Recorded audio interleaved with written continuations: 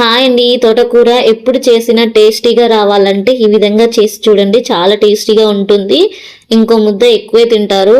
ఎలా చేయాలో వీడియోలో చూద్దాం. ముందుగా నేను కారం కోసం పచ్చిమిర్చి, వెల్లుల్లి మిక్సీలో వేసుకొని మిక్సీ పెట్టి పక్కన పెట్టుకున్నాను. ఇప్పుడు స్టవ్ పైన కడాయి పెట్టుకొని అందులో 1 టేబుల్ స్పూన్ ఆయిల్ వేసుకున్నాను. ఆయిల్ వేడికిన తర్వాత జీలకర్ర, ఆవాలు, ఎండుమిర్చి వేసి ఒక రెమ్మ కరివేపాకు కూడా వేసుకొని ఫ్రై చేసుకోండి. ఇవన్నీ ఫ్రై అయిన తర్వాత మనం ముందే పేస్ట్ చేసి పెట్టుకున్నాం కదా, వెల్లుల్లి పచ్చిమిర్చి పేస్ట్ వేసుకోండి. ఇలా ఆయిల్ బయటికి వచ్చేంత వరకు ఫ్రై చేయండి.